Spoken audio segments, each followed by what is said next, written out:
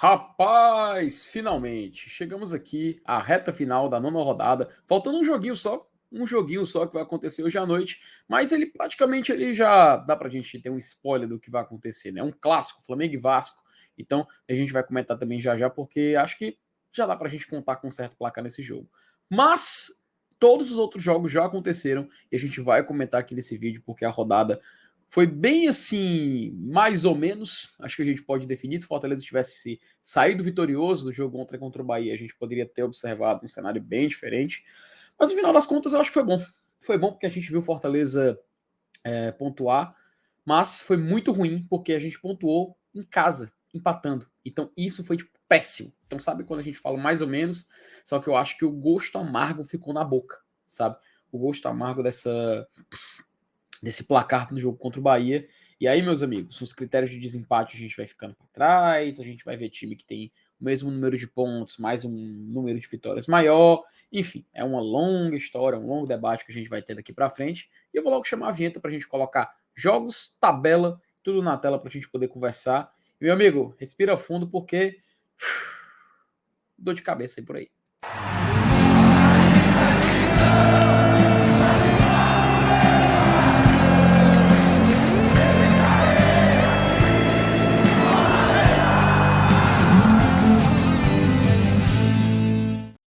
Já com os jogos da rodada na tela, para a gente já já abordar também tudo que aconteceu na tabela, na classificação e tudo mais. Porém, vamos conversar aqui rapidinho sobre os jogos de sábado, né? Afinal, Fortaleza entrou em campo lá na Arena Castelão no jogo contra o Bahia. E, meus amigos, deixamos escapar essa oportunidade. Mais um jogo, mais um empate. Inclusive, foi o tema do nosso pós-jogo, após o apito final. Fortaleza parou naquela linha de 5 ali do Bahia. O Bahia realmente teve os méritos em buscar esse empate, mas a gente foi bem burocrático. Temos uma análise completa, tá? Temos uma análise completa aqui no canal do GT, você pode acompanhar no pós-jogo, a gente comentando logo após o apito final tudo sobre essa partida, tudo sobre esse jogo e também os problemas que a gente observou do Fortaleza nessa partida. Porque, apesar de eu ter falado, a gente tirou coisas boas desse jogo, muitas coisas ruins também foram observadas. E lá no pós-jogo a gente pôde abordar isso bem direitinho nos mínimos detalhes. Também no sábado a gente teve o jogo do Atlético Paranaense contra o Botafogo, né? Atlético Paranaense que já tem 2 jogos contra o Botafogo aí por Copa do Brasil, aí depois voltou a enfrentar o Botafogo aqui na Série A do Campeonato Brasileiro e saiu vitorioso, venceu por 1-0. Outra vez o Atlético vence o Botafogo, e aí, meus amigos, foi uma rivalidade que está crescendo nos últimos anos, né? E aí o Atlético está mais uma vez aí se provando e vencendo o Botafogo, conquistando os 3 pontos dentro da Arena da Baixada. Não diferente, também tivemos um clássico, tá? Um clássico entre Cruzeiro e Atlético. O Atlético vence por 1-0. Gol do Hulk de fora da. Cara, gol do meio de campo do Hulk. Uma cobrança de falta que ele simplesmente decidiu chutar do meio de campo. A bola entrou. Clássico que não foi no Mineirão, foi lá em Uberlândia. Então a gente viu aí uma certa diferença no ambiente. E o Atlético saiu vencedor contra o Cruzeiro no Clássico Mineiro. Também em Minas Gerais, a gente teve o América Mineiro recebendo o Corinthians. E olha só, o América que antes tinha vencido só o Fortaleza já vence de novo na competição. Vence o Corinthians 2-0, já abre uma certa margem e a gente começa a observar com um certo cuidado, né? E aí, meus amigos, eu acho que esse América aí tá começando a caminhar para uma fuga do rebaixamento, tá? Vamos ficar de olho nesse América. Já já a gente olha a tabela. Também no sábado, a gente teve o confronto entre Santos e Internacional, né? O Santos Internacional que acabou empatado em 1-1, inclusive o Lucas Lima, que jogou aqui no Fortaleza, fez um belíssimo gol de falta empatando esse jogo. A gente vê essa definição acabando acontecendo e foi muito assim, importante esse empate, mas a gente vai já já abordar isso olhando para a tabela. Também o Fluminense vence por 2-1 o Bragantino, isso jogo já ontem, no domingo. O Ganso, inclusive, fez um gol numa belíssima jogada criada pelo John Arias. O Juninho Capixaba parece que, né? Rapaz, foi falando do Juninho Capixaba, chegar a torce e veio, para você ter a noção do nível da diferença, né? O Grêmio também enfrentou o São Paulo e o Grêmio contra o São Paulo, meus amigos, foi assim um resultado que trouxe uma certa mudancinha na tabela. Eu vou mostrar já para vocês a classificação, é muito interessante o que acabou acontecendo por conta desse resultado. O Cuiabá venceu o Goiás fora de casa, cara. O Cuiabá é tipo assim um fenômeno a ser estudado nesse campeonato. A gente vai já ver a tabela e vai entender o porquê. E o Goiás também, tá? Goiás que vence do Corinthians, aí perde pro Cuiabá, aí vence um jogo difícil, vence um jogo difícil, perde um jogo fácil, e aí, meus amigos, a gente vai ver mais loucuras nessa tabela. Também tivemos ontem o Palmeiras vencendo o Coritiba por 3-1, resultado mais que esperado, né, lá no Allianz Parque. E hoje teremos Vasco e Flamengo jogando nesse clássico carioca, onde podemos ver uma certa surpresa na tabela. Mas por que eu falo dessa forma? Porque a classificação, inclusive vou até tirar aqui um pouquinho do zoom para a gente ver um pouco maior, ficou dessa forma, tá?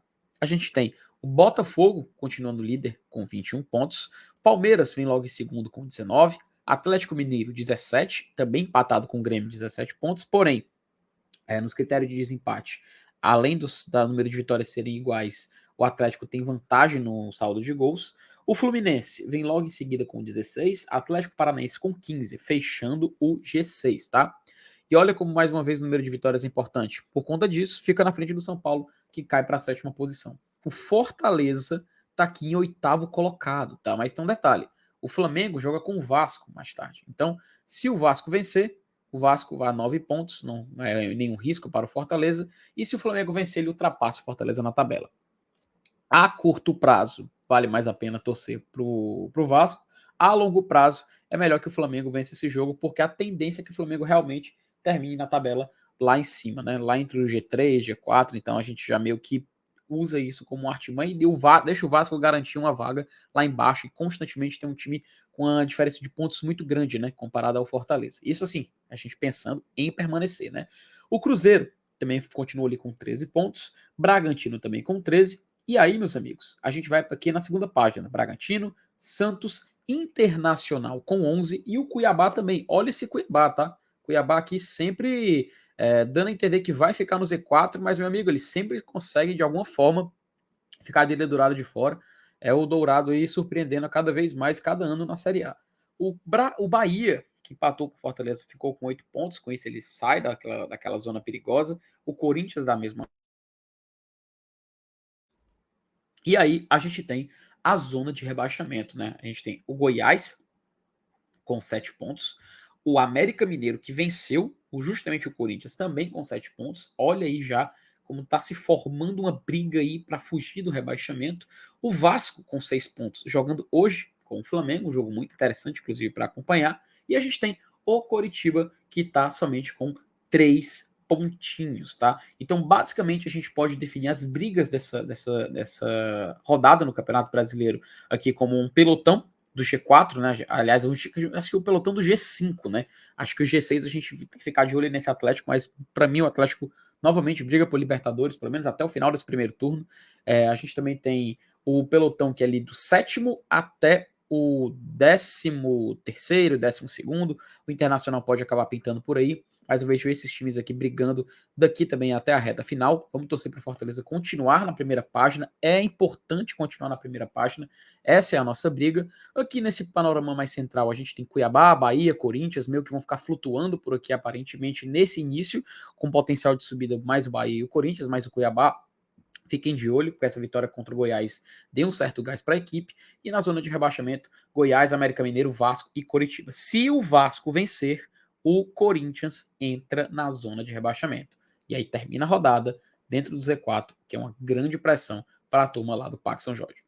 Então, meus amigos, basicamente é isso, um resuminho aqui da tabela para vocês, a gente conversar um pouquinho do que pode esperar aqui nessa próxima 10ª rodada, nesse último jogo da nona. Fortaleza ainda pode perder uma posição, então na pior das hipóteses a gente vai ficar em nono, não saímos do G10, que para mim é o mais importante no momento, e tentar sempre se manter ali, sempre se manter em evidência para a gente poder ter um certo destaque, né? Então se inscreva no canal, compartilhe o vídeo com seus amigos, mais tarde tem live no GT, e aí a gente pode chegar junto com mais detalhes aqui, ok? Como de costume, como eu sempre digo, até mais.